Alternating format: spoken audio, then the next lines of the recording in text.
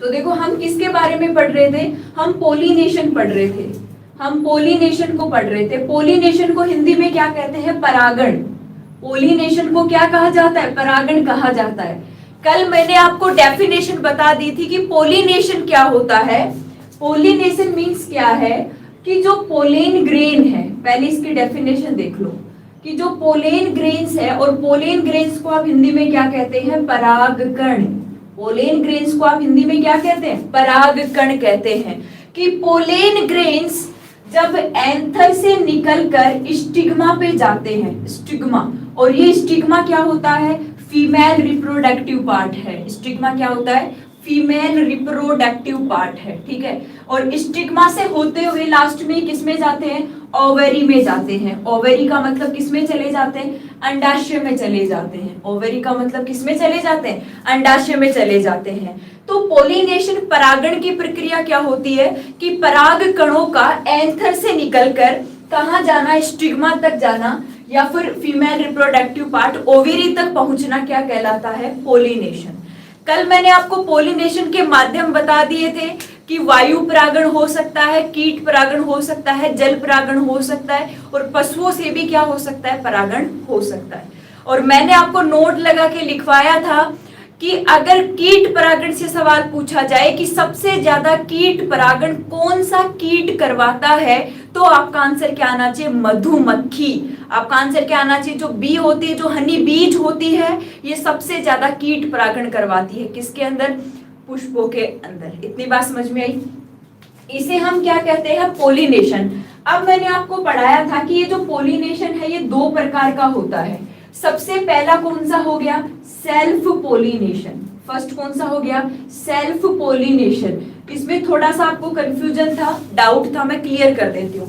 पहला कौन सा होता है, सेल्फ पोलिनेशन, जिसे आप हिंदी में क्या कहेंगे, स्वपरागण। सेल्फ पोलिनेशन को हिंदी में क्या कहते हैं, स्वपरागण कहते हैं, ठीक है। और मैंने इसका मतलब आपको समझा दिया था। सेल्फ पोलिनेशन, पहली बात तो यहाँ स्टार लगा के आपको याद रखनी है कि यहाँ प्लांट क्या होगा, एक ही होगा। एक ही पादप का एक ही क्या होगा, पुष्प होगा। कोई पादप है, जैसे मान लो ये कोई पुष्प है, ये कोई फ्लावर है, ये कोई पुष्प है। इस फ्लावर के अंदर ही तो क्या है, ये फीमेल रिप्रोडक्टिव पार्ट है, यानी ये कौन सा पार्ट है, स्टिग्मा वाला भाग है। ये कौन सा भाग है, स्टिग्मा वाला भाग है। और इसी के अंदर ये क्या जुड़ा हुआ है, एंथर। और एंथर, पराग कोश में क्या पाए जाते हैं, परागकण, और यहीं पे क्या है, परागकण है। तो होगा क्या, जैसे ही ये एंथर टूटेगा, परागकण फ्री हो जाएंगे और किस पे आ जाएंगे, स्टिग्मा पे। और यहाँ क्या हो जाएगा, फर्टिलाइजेशन, निषेचन हो जाएगा। यहाँ क्या हो जाएगा, फर्टिलाइजेशन, निषेचन हो जाएगा। मींस हुआ क्या, यहाँ पे यही हुआ कि सेम फ्लावर, एक ही पुष्प था, और उसी पुष्प के अंदर मेल रिप्रोडक्टिव पार्ट भी है और फीमेल रिप्रोडक्टिव पार्ट भी है। मैंने आपको पढ़ाया कि ऐसा पुष्प जिसमें दोनों लिंगी जनन अंग पाए जाते हैं, उसे आप क्या कहते हैं, बाइसेक्सुअल। यानी ये फ्लावर कैसा है, द्विलिंगी है। ये फ्लावर कैसा हो गया, द्विलिंगी फ्लावर है। ये बाइसेक्सुअल फ्लावर है जिसमें दोनों सेक्स प्रेजेंट है, फीमेल वाला भी प्रेजेंट है और मेल वाला भी प्रेजेंट है। यहाँ से परागकण टूटे और किस पे गिर गए, स्टिग्मा पे गिर गए। तो सेल्फ से हो रहा है ना, खुद से। क्या किसी की मदद ली इन्होंने, किसी की हेल्प की जरूरत पड़ी क्या, नहीं पड़ी। यहाँ से परागकण निकले और किस पे गिर गए, स्टिग्मा पे जाके गिर गए, यानी कि खुद से हुआ है, सेल्फ हुआ है। तो उसे आप क्या बोल रहे हैं, सेल्फ पोलिनेशन बोल रहे हैं। अब आपको कंफ्यूज होगा कि मैम एक पादप की बात कर रहे हो, एक पादप पे तो एक से ज्यादा फ्लावर भी हो सकते हैं। भाई सवाल बनता है ना कि एक पादप है, जैसे पपीते का हो गया, कोई भी फ्लावर है, एक पादप पे तो एक से ज्यादा फूल भी हो सकते हैं। इस डाउट को क्लियर करने के लिए सेल्फ पोलिनेशन को फिर से दो भागों में बांटा गया। फिर से कितने भागों में बांटा गया, दो भागों में बांटा गया। सबसे पहला होता है ऑटोगेमी। सबसे पहला कौन सा होगा, ऑटोगेमी। मैंने कल पढ़ा दिया था आपको। सबसे पहला ऑटोगेमी और दूसरा होता है जियोटोगेमी। दूसरा कौन सा होगा, जियोटोगेमी। हिंदी में भी इनको यही बोलते हैं, पहला ऑटोगेमी और दूसरा कौन सा हो गया, जियोटोगेमी। देखो है तो सेल्फ पोलिनेशन, पादप तो कैसा होगा, एक ही होगा। पादप एक होगा, हो सकता है उस पे एक से ज्यादा क्या लगे हुए हो, पुष्प लगे हो। तो मेरी बात सुनो, ओटो का मतलब क्या होता है, खुद, स्वयं। ओटो से आप क्या समझ रहे हो भैया, आप समझते हो ना ऑटोट्रोपिक, आपने पढ़ा है ना ऑटोट्रोपिक, स्वयं पोषी, यानी जो अपना भोजन खुद बनाते हैं उसे आप क्या कहते हैं, ऑटोट्रोपिक। सेम वही सिचुएशन है ऑटोगेमी, यानी खुद से। ये सिचुएशन ऐसी होगी जिसमें एक क्या होगा, फ्लावर होगा, पुष्प एक होगा, और इसी पुष्प में फीमेल पार्ट होगा, और इसी पुष्प में क्या होगा, मेल पार्ट होगा। ऑटोगेमी का मतलब खुद से ही होगा, दूसरा पुष्प भी यहाँ भाग नहीं ले सकता। तो याद रख लेंगे, ऑटो का मतलब खुद से होता है, तो यहाँ केवल एक ही पुष्प होगा जिसमें दोनों सेक्स पार्ट होंगे, दोनों सेक्स पार्ट होंगे, तो खुद से क्या हो जाएगा, उसके अंदर पोलिनेशन हो जाएगा, उसे आप क्या कहेंगे, ऑटोगेमी। जाइटोगेमी को मतलब क्या है, जाइटोगेमी आप किसे कहेंगे, इसका मतलब क्या है, देखो पादप तो एक ही रहेगा, आप क्या कहेंगे भाई, प्लांट तो एक ही है, जैसे आम का एक पादप है तो एक ही है, प्लांट तो एक ही है, पादप तो एक ही है, लेकिन हो सकता है यहाँ पे दो अलग अलग पुष्प हो, एक पुष्प में फीमेल वाला पार्ट हो और दूसरे पुष्प में मेल वाला पार्ट हो, एक पुष्प में फीमेल वाला पार्ट हो, दूसरे पुष्प में मेल वाला पार्ट हो। तो होगा क्या, यहाँ से परागकण निकलेंगे और किस पे गिरेंगे, स्टिग्मा पे। पादप तो एक ही था, है तो सेल्फ पोलिनेशन, लेकिन सेल्फ पोलिनेशन में अगर एक ही पुष्प है तो आप ऑटोगेमी कहेंगे, और एक से ज्यादा पुष्प है तो आप क्या कह देंगे, जियोटोगेमी कहेंगे। ठीक है, ये था सेल्फ पोलिनेशन, जिसे हम क्या कह रहे थे, स्वपरागण कह रहे थे। ठीक है, इसके बाद में देखो दूसरा जो पोलिनेशन का प्रकार होता है, कि दूसरा प्रकार कौन सा है, उसे आप क्या कहते हैं, क्रॉस पोलिनेशन। पढ़ा दिया है मैंने, मैं रिवाइज करवा रही हूँ, आपने अगर वीडियो को दोबारा देखा होता तो आपको याद रहती सारी चीजें। हाँ पंडित जी रुक जाओ भाई, टेक्निकल वर्ड तो इंग्लिश में ही आएंगे ना, रुक जाओ, मुझे दिख रहा है, दिख रहा है सब। अब देखो दूसरा जो पोलिनेशन होता है, इसे आप क्या कहते हैं, क्रॉस पोलिनेशन। आप क्या कहेंगे, क्रॉस पोलिनेशन। और क्रॉस पोलिनेशन को आप हिंदी में क्या कहेंगे, पर परागण। हिंदी में क्या कहेंगे, पर परागण कहेंगे। अब मान लो राइस के दो पादप है, समझने की कोशिश करो, आपके पास राइस के दो प्लांट है, चावल के दो प्लांट है, एक चावल का प्लांट है, मैं एग्जांपल दे रही हूं, या फिर पपीता का ले लो, पपीता का ले लो, या फिर राइस का ले लो, आपके पास दो प्लांट है। ठीक है, क्योंकि राइस में क्रॉस पोलिनेशन होता है, इसलिए मैं आपको एग्जांपल दे रही हूँ। क्रॉस पोलिनेशन के एग्जांपल मैंने लिखाए थे आपको, राइस, चावल हो गया, टोमेटो हो गया, टोमेटो हो गया, आपका पोमेटो हो गया, यानी कि टमाटर हो गया, आलू हो गया, चावल हो गया। इन सब में क्या होता है, क्रॉस पोलिनेशन। दो आपके पास प्लांट है, ये फ्लावर है इनके, ये पुष्प लगे हुए हैं। इस राइस का जो ये फ्लावर है, इसमें फीमेल वाला पार्ट है, और इस राइस के दूसरे प्लांट के फ्लावर में ये मेल वाला पार्ट है। अब होगा क्या, हवा से, पानी से, कीटों से, कैसे भी यहां से ये पोलन ग्रेन निकलेंगे और इस पुष्प तक जाएंगे।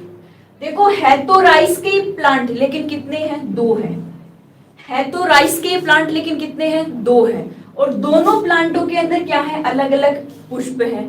एक पुष्प के अंदर क्या है, फीमेल वाला भाग है, और दूसरे पुष्प में क्या है, मेल रिप्रोडक्टिव पार्ट है। तो क्रॉस पोलिनेशन का मतलब क्या है, क्रॉस पोलिनेशन का मतलब ये होता है कि दो पादप, और उन पादपों में एक पुष्प ऐसा है जिसमें फीमेल वाला पार्ट है, और दूसरा पुष्प ऐसा है जिसमें मेल वाला पार्ट है।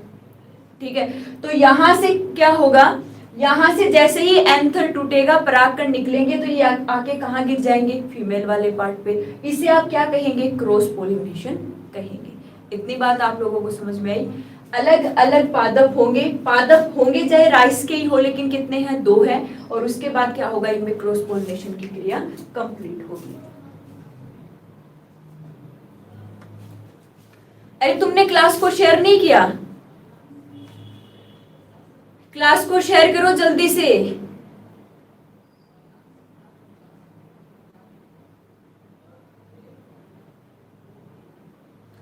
क्लास को शेयर करो जल्दी से प्लीज, क्लास को शेयर करेंगे।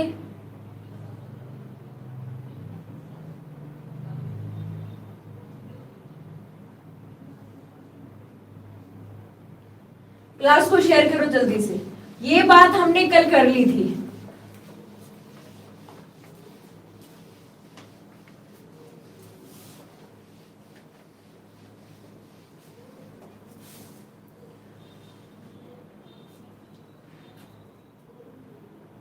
नहीं कमलेश शर्मा जी, मैं नाराज नहीं हूं, क्लास को शेयर करो अपने ग्रुप्स में, जल्दी से क्लास को शेयर करो, मुझे पता लग जाएगा किस किस ने शेयर की है।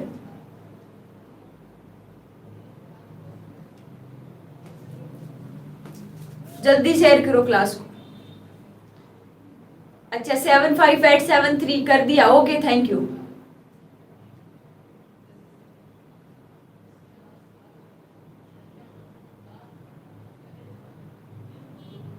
शीशराम जी आपने कर दिया, वेरी गुड थैंक यू। अच्छा जगदीश जाट जी आपके पास प्रूफ ही नहीं है। ऐप पर चैट कैसे करें? चैट बॉक्स आता है नीचे, उसमें आप चैट लिखोगे मुझे दिख जाएगी। चैट बॉक्स आता है नीचे, लाइव क्लास चल रही होती है ना, उसके नीचे चैट बॉक्स आता है, उसमें आप चैट कर सकते हैं। चलो ठीक है, ये हमने फ्लावर्स के बारे में पढ़ा, और फूल फ्लावर्स के अंदर जो निषेचन की क्रिया है वो मैंने आपको आवर्त बीजी जो ग्रुप पढ़ाया था उसमें पढ़ा दिया था, तो मैं दोबारा नहीं पढ़ाऊंगी, आप वहां जाके देख सकते हैं। ठीक है, चलो ठीक है, शेयर की क्लास को।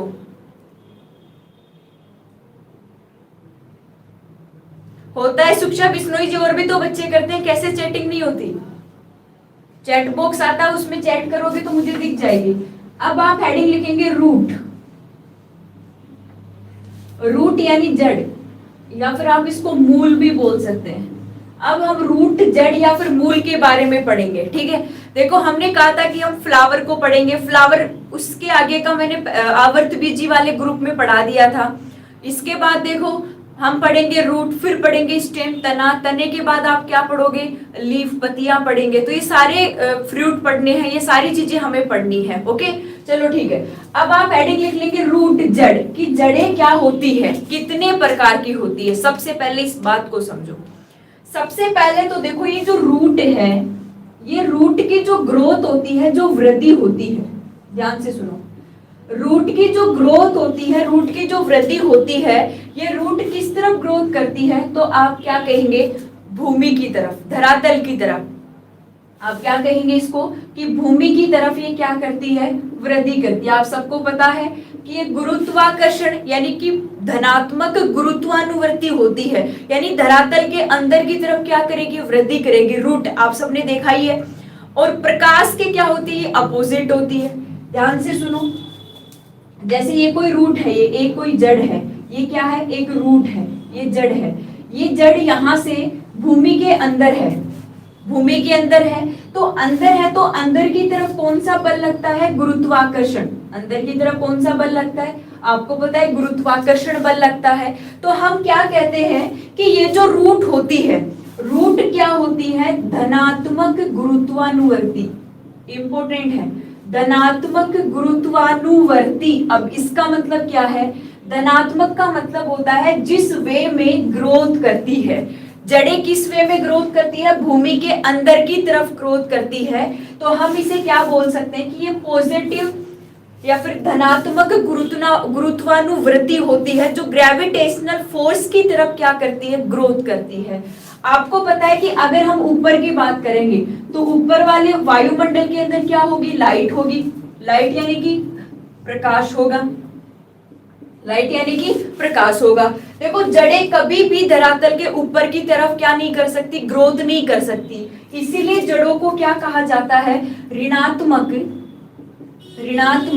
प्रकाशानुवृत्ति।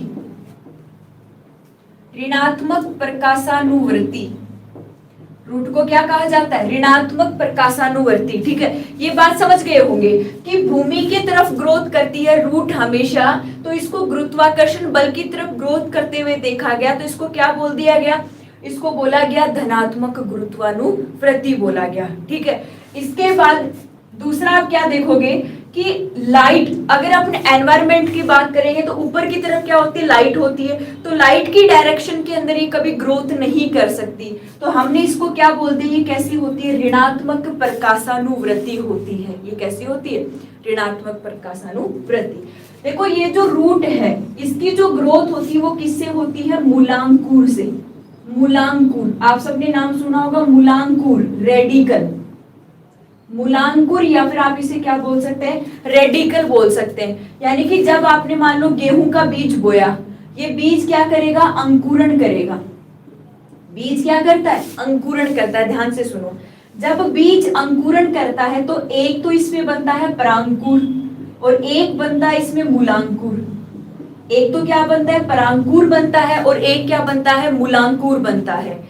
परांकुर से तो ऊपर की तरफ क्या बनता है, तना बनता है, पत्तियां बनती है, ये सब होता है। लेकिन इसका जो मूलांकुर, देखो मूलांकुर में कौन सा शब्द छुपा हुआ है, मूल, मूल का अंकुरण। ध्यान से सुनो, मूलांकुर में कौन सा शब्द छुपा हुआ है, मूल शब्द छुपा हुआ है। और मूल आप किसको बोलते हैं, जड़ को बोलते हैं, रूट को बोलते हैं। ठीक है, तो आपको क्या बोलना है कि जो रूट होती है, जो जड़ें होती है, जब बीज का अंकुरण होता है तो क्या बनता है, मूलांकुर बनता है, यानी कि रेडिकल बनता है। इस मूलांकुर से किसका निर्माण होता है, रूट का निर्माण होता है, ग्रोथ का निर्माण, सॉरी रूट का निर्माण होता है, जड़ों का निर्माण होता है। इतनी बात क्लियर है, किससे होगा, मूलांकुर से, या फिर आप इसको क्या बोल सकते हैं, रेडिकल भी बोल सकते हैं। अरे पंडित जी रुक जाओ, मेरे भाई दिख रहा है मुझे। रेडिकल से या फिर मूलांकुर से क्या बनता है, यहाँ पे रूट का निर्माण होता है। अब देखो ये जो रूट होती है इस पे ऐसे छोटे छोटे हेयर पाए जाते हैं, छोटे छोटे बाल। आप सबने देखा होगा, अगर ये मूसला मूल है, अगर ये टैप रूट है, टैप रूट, मूसला मूल, आप सबने रूट तो देखी होगी। रूट पर क्या है, ऐसे छोटे छोटे बाल नुमा संरचना पाई जाती है, छोटे छोटे हेयर्स। इनको क्या बोला जाता है, रूट हेयर। इनको क्या बोला जाता है, रूट हेयर बोला जाता है, रूट हेयर्स। जड़ के ऊपर बाल नुमा छोटी छोटी संरचनाएं पाई जाती है, तो इनको क्या बोला जाता है, रूट हेयर्स बोला जाता है। मोस्ट इंपोर्टेंट सवाल नोट लगा के लिख लेना, नोट लगा के लिख लेना कि रूट पर पाए जाने वाले, रूट यानी जड़ पर, रूट पर पाए जाने वाले हेयर्स, रूट पर पाए जाने वाले रूट हेयर, रूट हेयर एक कोशिकीय होते हैं, एक कोशिकीय। और एक कोशिकीय को आप इंग्लिश में क्या लिखेंगे, यूनिसेल्यूलर। एक कोशिकीय होते हैं, कैसे होते हैं, यूनिसेल्यूलर होते हैं। आपको पता है कि जो रूट है, जो जड़ है, रूट कैसी होती है भाई, बहुकोशिकीय है। पादप, पादप कैसे हैं, बहुकोशिकीय हैं। पादप बहुकोशिकीय हैं, लेकिन फिर भी इनके ऊपर जो रूट हेयर्स पाए जा रहे हैं, जो छोटे छोटे बाल नुमा संरचना पाई जा रही है, ये रूट हेयर्स कैसे होते हैं, एक कोशिकीय होते हैं, यानी यूनिसेल्यूलर होते हैं। इतनी बात आप लोगों को समझ में आई। हाँ बिल्कुल, तने पर कैसे होते हैं, मल्टी सेलुलर, उसकी बात बाद में करेंगे। आपको इतना याद करना है कि रूट किस तरफ ग्रोथ करती है, भूमि की तरफ, यानी कि धनात्मक गुरुत्वानुवृत्ति, और ऋणात्मक कैसी होती है, प्रकाशानुवृत्ति होती है।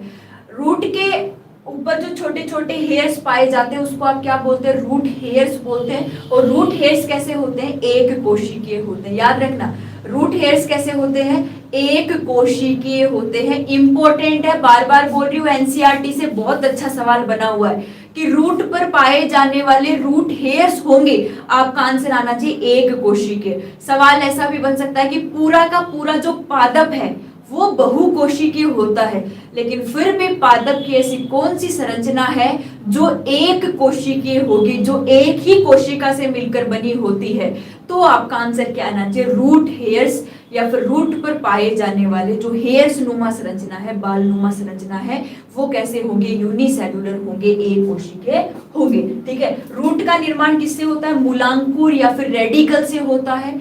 मूलांकुर कब बनता है, मूलांकुर कब बनता है, जब आप सीड जो होता है, बीज होता है, वो जब जर्मिनेट होता है, जब बीज का अंकुरण होता है, तो अंकुरण के समय एक परांकुर बनता है जिससे तने बनते हैं, और मूलांकुर होता है जिससे मूल, मूलांकुर का मतलब मूल, जड़, उससे क्या बनेगी, जड़ें बनेगी। ठीक है। इसके बाद देखो ये जो रूट है इसके आगे वाले भाग पर इस तरीके से एक केप नुमा संरचना होती है। केप, केप का मतलब समझ गए, टोपी नुमा संरचना। एक केप नुमा संरचना होती है इस रूट के आगे वाले भाग में और इसको बोला जाता है रूट केप। इसको क्या बोला जाता है? रूट केप बोला जाता है। तो सवाल बन सकता है कि रूट के आगे वाली जो संरचना है उसका नाम क्या होगा, तो आप क्या कहेंगे? इसको रूट केप कहा जाता है। इसको हम क्या कहेंगे? रूट केप कहेंगे। इतनी बात समझ में आई? हाँ, कमेंट्स वाला मैं बता दूंगी लास्ट में, कोई दिक्कत नहीं है। तो इस तरीके से रूट नॉर्मली संरचना ये मैंने एक रूट की बताई है। अब देखो जड़ें अलग अलग प्रकार की होती है। आपने देखा होगा, जैसे आपने चावल में देखा होगा, गन्ने में देखा होगा, स्टिल रूट्स आती है। अब ये क्या होते हैं इनकी चर्चा भी हम करेंगे। ओके, उसको आप क्या कहेंगे? रूट के। ये रूट का जो बेसिक सी चीजें जो आपको पता होनी चाहिए उनकी बात हमने की है।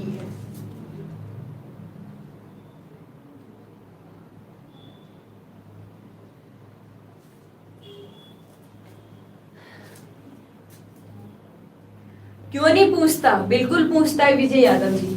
अब देखो ये जो जड़ें होती है, जो रूट होती है, ये अलग अलग प्रकार की होती है। रूट क्या होती है? अलग अलग प्रकार की होती है। और ये बात आपको अच्छे से क्लियर होनी चाहिए। यहां से सवाल प्रोप रूट से, स्तंभ से, स्टिल रूट, अवस्तंभ जड़ों से बहुत अच्छे सवाल आते हैं। तो अब हम पढ़ेंगे रूट के प्रकार, और ध्यान से पढ़ना।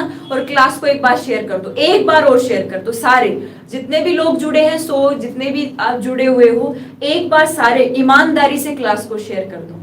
ईमानदारी से सारे एक बार क्लास को शेयर कर दो।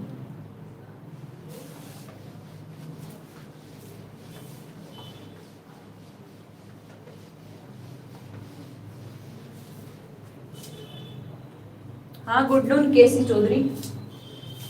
चलो ठीक है, अब हम क्या पढ़ेंगे? Type of root. रूट के क्या क्या प्रकार हो सकते हैं, कौन कौन से प्रकार रूट के हो सकते हैं। तो अब आप हेडिंग लिख लेंगे टाइप ऑफ रूट्स।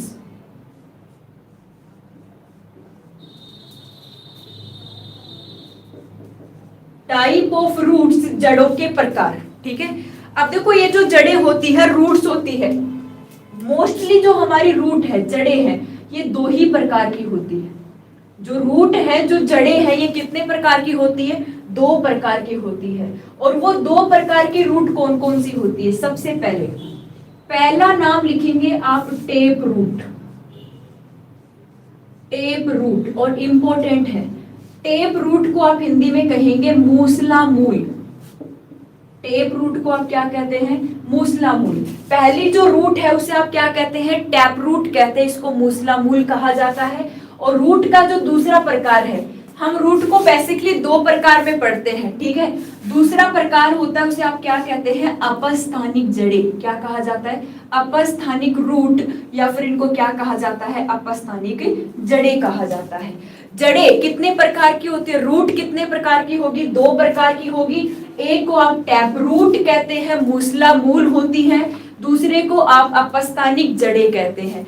अब देखो इनमें डिफरेंस क्या है, कि इनको क्यों हमने दो प्रकार में डिवाइड किया, कारण देखना। देखो ये जो टैप रूट है, मोस्ट इंपोर्टेंट। अब थोड़ा सा कमेंट सेशन पे ध्यान कम दो, क्लास को शेयर कर दो और उसके बाद इसको पढ़ना शुरू करो।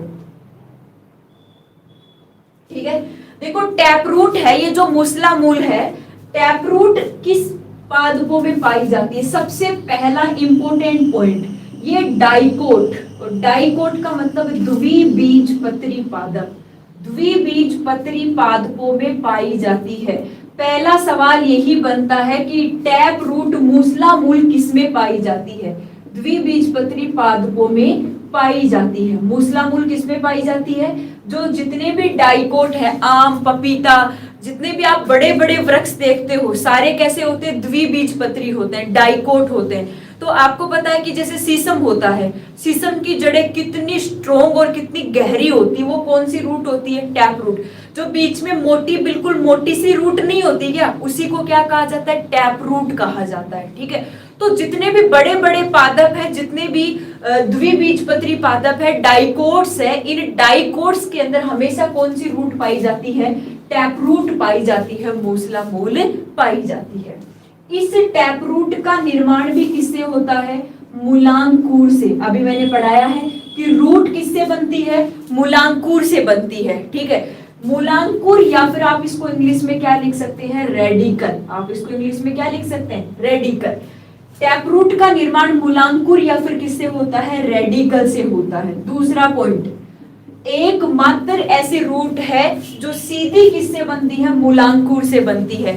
पादप का और कोई भाग इसमें पार्टिसिपेट नहीं करता। इतनी बात याद रखेंगे। क्लियर है इतना? तो मूलांकुर है ये जो रेडिकल है, रेडिकल से एकमात्र टैप रूट है जो किससे बनती है? मूलांकुर या फिर रेडिकल से बनती है। जब बीज का अंकुरण होता है, मान लो आपने गेहूं को बोया, तो आपने जैसे चावल बोया तो चावल क्या होगा? अंकुरित होगा। गेहूं क्या होगा? अंकुरित होगा। तो ऊपर की तरफ तो छोटी छोटी कूपल निकलेगी और नीचे की तरफ क्या होगी? रूट बनना शुरू हो जाएगी, जड़ें बनना शुरू हो जाएगी। तो रूट किससे बन रही है? रूट मूलांकुर से बन रही है। तो आप क्या कहेंगे कि जितने भी टैप रूट्स होती है सारी किससे बनती है? मूलांकुर या फिर रेडिकल से बनती है। रणवीर सिंह जी बिल्कुल, गुड आफ्टरनून। इसके बाद में देखो कि टैप रूट की और क्या खास बात होती है। देखो जैसे मैंने आपके सामने एक रूट बनाई, ये मुख्य रूट है, ये मुख्य रूट है। ये कौन सी रूट है? टैप रूट है। इसको मैंने क्या बोल दिया कि ये क्या है? एक टैप रूट है। ये क्या है? एक टैप रूट है। होता क्या है कि इस टैप रूट पर ऐसी ऐसी और संरचनाएं पाई जाती है, छोटी छोटी रूट और निकलती है। इस रूट से छोटी छोटी जड़ें और निकलती है, इनको कहा जाता है सेकेंडरी टैप रूट। इनको क्या कहा जाता है? सेकेंडरी टैप रूट कहा जाता है। द्वितीयक यानी कि दूसरी मूसला मूल, इसी एक ही जड़ से क्या होती है? इसे छोटी छोटी जड़ें और निकलती है, जिनको क्या कहा जाता है? सेकेंडरी टैप रूट कहा जाता है। फिर क्या होगा कि सेकेंडरी टैप रूट से और ऐसी छोटी छोटी जड़ें निकलेंगी। आप सबने देखा है ये, जब आप मूली गाजर इनको उखाड़ते हो ना, तो वो एक जड़ी तो है, मूली है, गाजर है, सलजम है, चुकंदर है, ये सारी जड़ें ही तो है। जब आपने मूली को उखाड़ा तो आप उस पे देखते हो ना, मूली वो क्या है? खुद एक टैप रूट है और उसके ऊपर छोटे छोटे क्या पाए जा रहे हैं? ये सेकेंडरी टैप रूट। और इसको आप क्या बोलेंगे? टर्सरी टैप रूट, या फिर आप इसको क्या बोल देंगे? तृतीयक टैप रूट। तृतीयक टैप रूट, या फिर इसको आप क्या बोल देंगे? टर्सरी टैप रूट बोल देंगे। ये सारा का सारा जो टैप रूट है इसको क्या बोल दिया जाता है? टैप रूट सिस्टम बोल दिया जाता है। हम इसको क्या बोल देंगे? टैप रूट सिस्टम बोल देंगे। सबने आपने देखा है ना, मूली, मूली को जब उखाड़ा, मूली क्या है? एक गाजर है, और मूली क्या है? एक रूट है, और मूली एक रूट है। तो आप जब इसको उखाड़ते हो तो वो खुद जो रूट है वो क्या है? टैप रूट है। उस पे ऐसे छोटी छोटी संरचनाएं पाई जाती है, उनको आप सेकेंडरी टैप रूट या फिर आप क्या बोल सकते हैं? टर्सरी टैप रूट यानी कि तृतीयक टैप रूट्स भी बोल सकते हैं, ठीक है। अरे एग्जाम्पल बता रही हूँ ना, मूली है, गाजर है, सलजम है, चुकंदर है, ये सारे एग्जाम्पल किसके होते हैं? टैप रूट के होते हैं। इसके अलावा जो बड़े जितने भी वृक्ष है उन सब में तो टैप रूट पाई ही जाती है। ओके, तो इस सारे सिस्टम को आप क्या बोल देते हैं? टैप रूट सिस्टम बोल देते हैं। तो ऐसी संरचना में क्या पाई जाती है? टैप रूट पाई जाती है। अब देखो, टैप रूट के रूप में, टैप रूट मूसला मूल के रूप में पादप क्या कर सकते हैं? भोजन को संचय कर सकते हैं। भोजन का क्या कर सकते हैं? संग्रहण कर सकते हैं। जैसे मूली होती है, मूली के रूप में पादप जड़ के रूप में क्या करते हैं? भोजन का संचय करते हैं। गाजर के रूप में भोजन का क्या करते हैं? संचय करते हैं, जिसको हम काम में लेते हैं। पादप क्या कर रहे थे? फूड को स्टोर कर रहे थे, और उस फूड को काम में कौन ले रहा है? हम ले रहे हैं। तो पादप क्या कर सकते हैं? टैप रूट मूसला मूल के रूप में भोजन का क्या कर सकते हैं? स्टोरेज कर सकते हैं। तो भोजन स्टोरेज के जब करता है तो रूट की जो आकृति है वो क्या हो जाती है? चेंज हो जाती है। भाई मूली और गाजर एक दूसरे से अलग अलग है, चुकंदर अलग है, सलजम अलग है। तो भोजन के संचय के आधार पर जो रूट होती है उनका आकार क्या हो जाता है? अलग अलग हो जाता है। तो इस आकृति के आधार पर टैप रूट अलग अलग प्रकार के होते हैं, उनकी चर्चा भी हम करेंगे। वो चर्चा करने से पहले हम अपस्थानिक मूल की थोड़ी सी चर्चा कर लेते हैं कि अपस्थानिक जड़ें क्या होती है। चुकंदर होता है, चुकंदर जानते हो सब? अरे ऐप पर क्लास चल रही है भाई 4 से 5। देखो अपस्थानिक जड़ें क्या होती है। सबसे पहले ये जो अपस्थानिक जड़ें हैं ये किसमें पाई जाती है? मोनोकोट में पाई जाती है। मोनोकोट का मतलब आप क्या लिख लेंगे? एक बीजपत्री। मोनोकोट का मतलब एक बीजपत्री पादपों में प्रेजेंट होती है। कौन सी रूट? अपस्थानिक रूट। जितने भी मोनोकोट हैं, जितने भी मोनोकोट हैं, जितने भी एक बीजपत्री, पहला मैंने बताया था कंफ्यूजन होगा, आप याद रखेंगे डाइकोट में टैप रूट पाई जाती है, मूसला मूल पाई जाती है, और इसके बाद आप क्या कहेंगे कि जो मोनोकोट्स होते हैं, जो एक बीजपत्री होते हैं, इसमें क्या पाई जाती है? अपस्थानिक जड़ें पाई जाती है। ठीक है, इसके बाद क्या है कि ये अपस्थानिक जड़ें हैं, ध्यान से सुनो, जब बीज का, यानी कि जब एक बीजपत्री पादपों में बीज का जर्मिनेशन होता है, बीज का अंकुरण होता है, उस टाइम पे जो मूलांकुर बनता है, ये मूलांकुर क्या हो जाता है? नष्ट हो जाता है। ध्यान से सुनना, इंपॉर्टेंट बात। मूलांकुर क्या हो जाता है? नष्ट हो जाता है। अब मूलांकुर तो नष्ट हो गया, मूलांकुर तो बीज के पास है ही नहीं, तो ये बताओ फिर ये जड़ें कौन बनाता है? तो पादप के अन्य भाग, पादप के अन्य भाग मिलकर किसका निर्माण करते हैं? अपस्थानिक जड़ों का निर्माण करते हैं।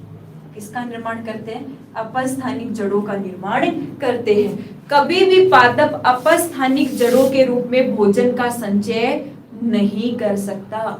बहुत इंपॉर्टेंट बात आपको बता रही हूँ, हो सकता है कहीं देखने को नहीं मिले, लेकिन मैं बता रही हूँ, आप याद रख लेना चीजों को। ठीक है, देखो अपस्थानिक जड़ें, अरे अरे रुक जा पवन जी, अदरक भी पढ़ाएंगे, रुक जा रुक जा रुक जा। अपस्थानिक जड़ें जितना पढ़ा रही हूं उतना क्लियर कर लो, फिर कंफ्यूज हो जाओगे।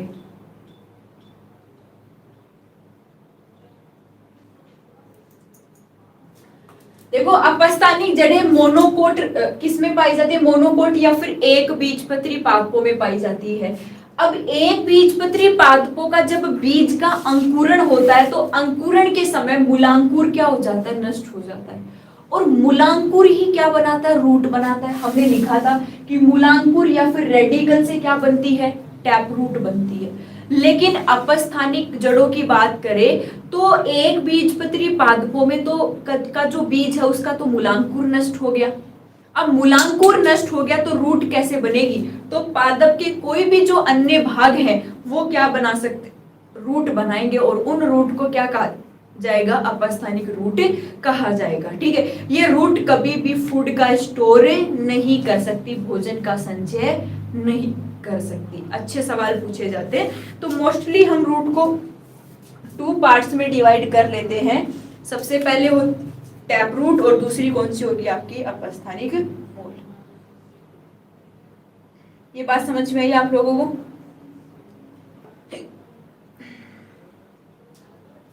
समझ में आ गया इतना?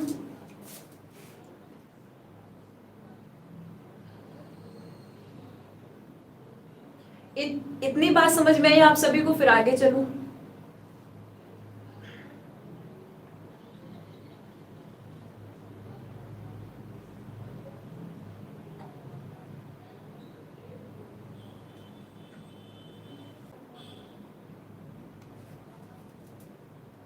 इतनी बात समझ में आ गई? चलो ठीक है, आगे चलो। अब देखो ये जो टैप रूट है, मैंने अभी आपके सामने क्या बोला कि टैप रूट है, ये टैप रूट भोजन को क्या करती है? स्टोर करती है।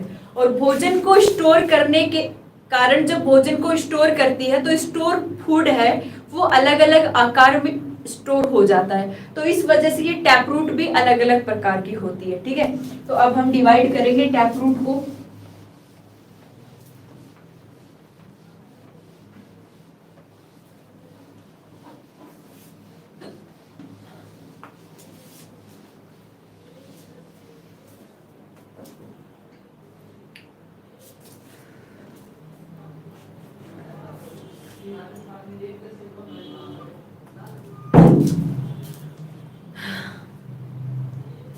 चलो अब लिखेंगे tap root, type of tap root, types of tap root.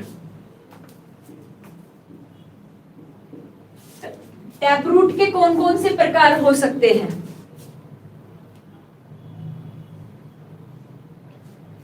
देखो सबसे पहले टैप रूट का जो पहला प्रकार है वो कौन सा है? देखो पहला प्रकार आप लिखेंगे तर्कुरूपी, तर्कुरूपी टैप रूट,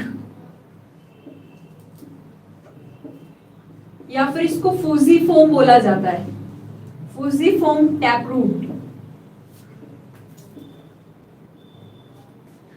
अब देखो सबसे पहले समझने की कोशिश करो तर्कुरूपी का मतलब क्या है। देखो ऐसी रूट होती है, आप सबने मूली तो देखी होगी, जो बीच में से थोड़ी फूली हुई फिर ऐसे पतली होती जाती है ऊपर से भी, ऐसी रूट, ऐसी रूट। ये किसकी संरचना है? जैसे मूली है, रेडिस, मूली है, रेडिस है, ठीक है, मूली है, रेडिस है, ये मूली या फिर रेडिस ये किस फॉर्म में है? इसको बोला जाता है तर्कुरूपी। इसको क्या बोला जाता है? तर्कुरूपी। यानी कि ऐसी रूट, ऐसी रूट जो किनारों से ऊपर और नीचे से क्या होती है? पतली होती है, ठीक है, और बीच में से क्या होती है? फूली हुई होती है। जो किनारों से क्या होती है? पतली होती है, और बीच में से क्या होती है? फूली हुई होती है। आप सबने मूली तो देखी होगी ना, रेडिस तो सबने देखी होगी, समझ गए होंगे। तो रेडिस एक प्रकार की टैप रूट है, लेकिन वो कैसी टैप रूट होती है? तर्कुरूपी टैप रूट होती है। कैसी टैप रूट होगी? तर्कुरूपी टैप रूट होगी, ठीक है। आई बात समझ में? ध्यान से समझो, तर्कुरूपी टैप रूट कौन सी होगी? एग्जाम्पल पूछा जाता है आपको। क्या पूछा जाता है? एग्जाम्पल। तो एग्जाम्पल आप क्या याद रखेंगे? मूली याद रखेंगे, रेडिस याद रखेंगे, कि मूली या फिर रेडिस जो ऊपर से और नीचे से तो क्या होती है? पिचकी हुई होती है, और बीच में से क्या होती है? फूली हुई होती है। सुक्षा बिश्नोई रुक जा, मारने में है क्या मुझे? बीच में से क्या होती है? फूली हुई होती है, उसे आप क्या बोलेंगे? तर्कुरूपी टैप रूट। तो पहली टैप रूट कौन सी होगी? तर्कुरूपी। दूसरी जो टैप रूट है इसको कहा जाता है कोनिकल, कोनिकल टैप रूट। आपको इनके एग्जाम्पल याद रखने हैं, एग्जाम्पल ज्यादा पूछे जाते हैं। कोनिकल टैप रूट, कोनिकल का मतलब क्या होता है? शंकुरूपी। शंकुरूपी, शंकु तो सबने देखा होगा, ऊपर से थोड़ा बड़ा और फिर नीचे से क्या होता जाता है? पतला होता जाता है। इस कोनिकल का एग्जाम्पल पहले मैं लिख देती हूँ, गाजर, कैरेट। अब गाजर का नाम लेते ही गाजर की संरचना आपके सामने आ गई होगी, दिमाग में आ गई होगी। किस तरीके से? देखो गाजर की संरचना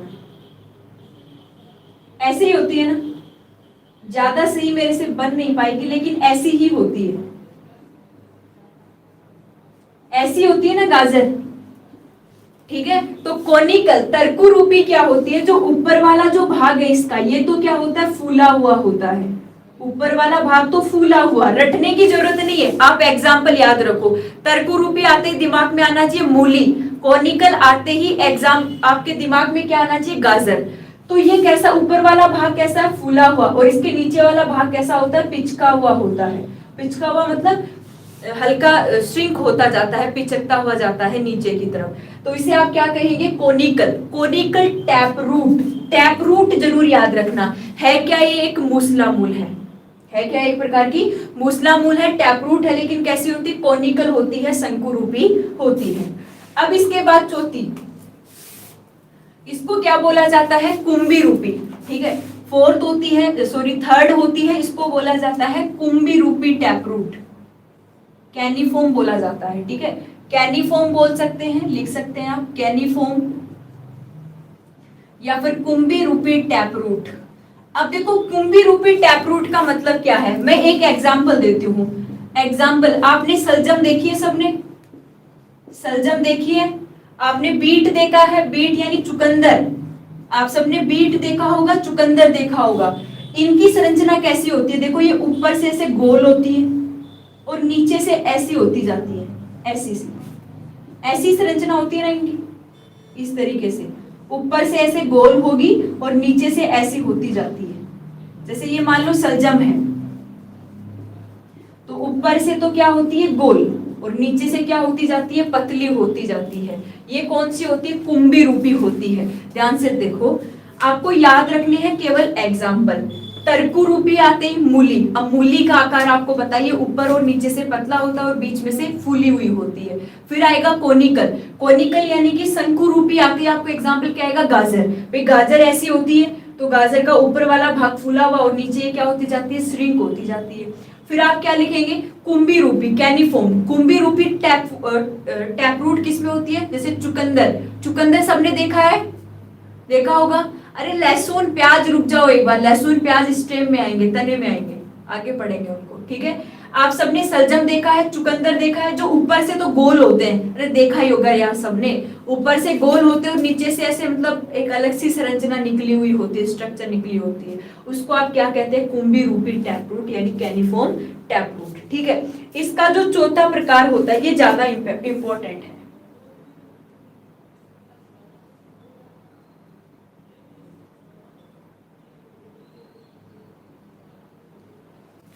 इतनी बात समझ में आई। देसी बॉय, बैंगन कोई जड़ थोड़ी है पागल, बैंगन तो एक फल है, पादप के ऊपर लग रहा है। दिमाग लगाओ यार, दिमाग कहाँ है तुम्हारा। इसके बाद इसका जो चौथा प्रकार होता है ये बहुत इंपॉर्टेंट है, 4 टाइप, इसको बोला जाता है pneumatophore. Pneumatophore root, pneumatophore root, pneumatophore जड़े, ये किसमें पाई जाती है, एग्जाम्पल लिख लेंगे राइजोपस, एग्जाम्पल लिख लेंगे राइजोपस या फिर सुंदरी वृक्ष में। एक पादप है जिसका नाम होता है सुंदरी, या फिर किसमें पाई जाती है, सुंदरी वृक्ष में पाई जाती है। और ये राइजोपस ये कौन से क्षेत्रों में पाया जाता है, दलदली क्षेत्रों में। और जो दलदली क्षेत्र होते हैं इनमें ऑक्सीजन की क्या होती है, कमी होती है। ऑक्सीजन की क्या होती है, कमी। तो ऑक्सीजन की पूर्ति करने के लिए न्यूमेटोफोर की जो रूट है वो इस तरीके से धरातल से ऊपर बाहर निकल आती है ऐसे, और इन्हीं जड़ों को क्या बोला जाता है, न्यूमेटोफोर बोला जाता है। इन्हीं जड़ों को क्या बोला जाता है, न्यूमेटोफोर बोला जाता है। आई बात समझ में। चौथी रूट कौन सी होती है, न्यूमेटोफोर रूट। और न्यूमेटोफोर किसमें पाया जाता है, राइजोपस या सुंदरी वृक्ष में पाया जाता है, जो दलदली क्षेत्रों में पाए जाते हैं। और दलदली क्षेत्रों में ऑक्सीजन की क्या होती है, कमी होती है। और ऑक्सीजन की पूर्ति करने के लिए ये पादप क्या करते हैं, इनकी जो रूट है वो उन क्षेत्रों से मतलब धरातल से बाहर की तरफ इस तरीके से निकल जाते हैं, खूटी नुमा।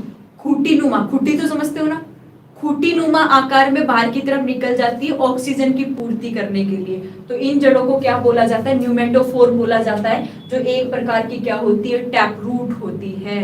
तो टैप रूट के 4 प्रकार हो गए, तर्कु रूपी, कोनिकल, शंकु रूपी, कुंभी रूपी, और कौन सा हो गया, न्यूमेटोफोर हो गया। इतनी बात समझ में आई।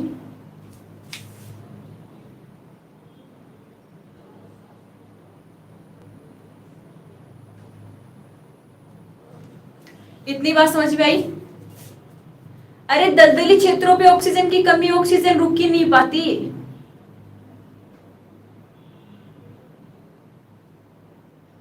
आपको केवल एग्जाम्पल याद रखने, और एग्जाम्पल से आपको इनके आकार याद आ जाएंगे और आप सवाल का आंसर कर देंगे।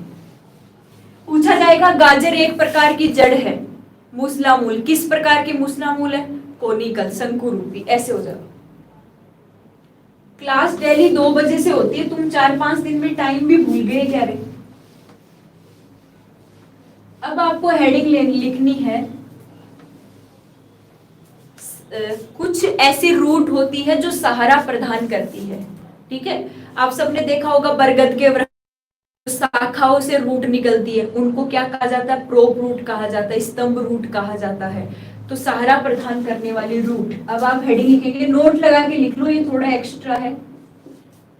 सहारा प्रदान करने वाली रूट,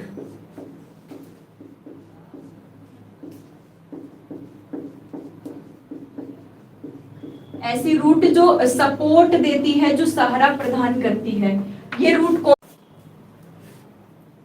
देखो चल रही है, चल गई।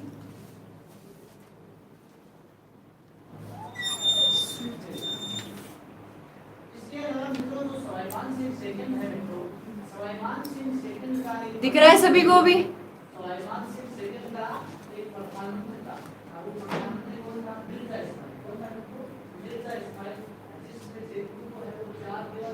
अभी दिख रहा है ना सभी को।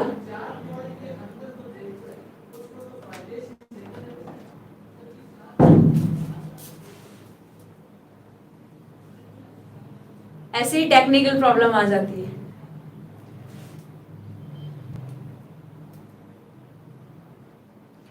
हम यहाँ पे प्रोप रूट की बात कर रहे थे कि जो प्रोप रूट है ये कहाँ से निकलती है, शाखाओं से निकलती है, ब्रांचेज से निकलती है। जैसे ये बरगद है, इस बरगद की से क्या होती है, शाखाएं होती है, ब्रांचेज होती है, ठीक है। इन ब्रांचेज से क्या है, इस पेड़ को सपोर्ट करने के लिए, सहारा देने के लिए ऐसे रूट निकलती है छोटी छोटी, और ये जड़ें किसमें चली जाती है, भूमि में चली जाती है। यानी कि निकल कहां से रही है, पेड़ की शाखाओं से निकल रही है, और इस पेड़ को क्या प्रदान कर रही है, सपोर्ट दे रही है, सहारा प्रदान कर रही है। तो आपको याद रखना है कि ये जो प्रोप रूट्स है, ये प्रोप रूट कैसी जड़ें होती है, जो ब्रांचेज से निकलती है, स्तंभ जड़ है जो ब्रांचेज से निकलती है, और प्लांट को, ये जो वृक्ष है उसको क्या देती है, सहारा प्रदान करती है, ठीक है। और एग्जाम्पल आपको याद रखना है, कौन सा वृक्ष होता है, बरगद का पेड़ होता है। ऐसी ही दूसरी रूट और होती है जो आपको कंफ्यूज करवाती है, इनको कहा जाता है स्टील रूट। इनको क्या कहा जाता है, स्टील रूट, या फिर आप इनको हिंदी में बोल देते हैं अवस्तंभ रूट, या फिर आप इनको क्या बोल देते हैं, अवस्तंभ रूट, अवस्तंभ जड़ें बोल सकते हैं। दूसरा क्या होगा, दूसरा क्या होगा आपका स्टील रूट, या फिर इनको क्या बोला जाता है, देखो कंफ्यूज करवाती है। ये स्तंभ रूट होती है जिसको आप प्रोप रूट कहते हैं, ठीक है, और ये स्टील रूट होती है जिसको आप क्या कहते हैं, अवस्तंभ रूट होती है।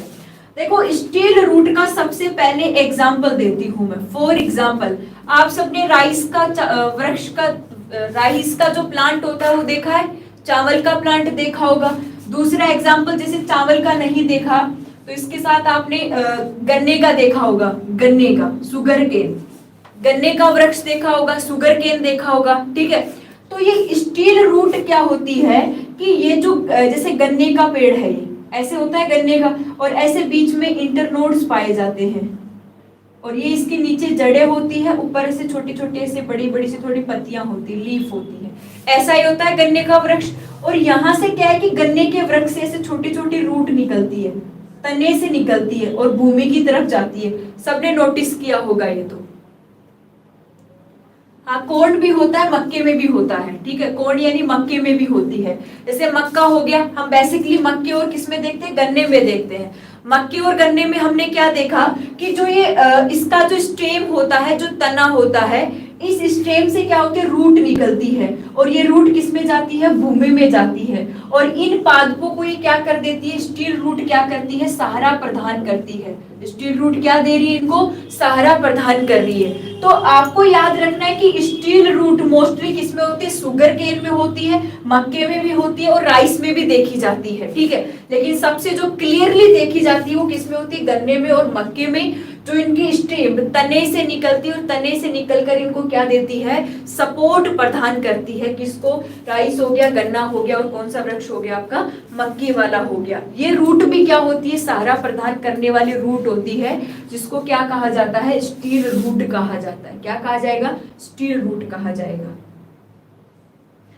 नोट्स तो आपको मेरी बात सुन सुन के बनाने हैं कि स्टील रूट, अवस्तंभ रूट किसमें पाई जा रही है, गन्ने मक्के में पाई जा रही है। कहां से निकल रही है, तने से निकल रही है, स्टेम से निकल रही है, और स्टेम से निकल के ये क्या कर रही है, यहाँ पे इसको सहारा प्रदान कर रही है। क्या प्रदान कर रही है, सहारा प्रदान करती है इसको। जो सपोर्ट है इसका प्लांट का, वो सपोर्ट कौन दे रही है, ये रूट दे रही है। तो ये सपोर्ट प्रदान करने वाली रूट होती है जो कंफ्यूज करवा सकते हैं। एक तो प्रॉप रूट हो गई, और दूसरी आपकी कौन सी हो गई, स्टील रूट हो गई, स्तंभ जड़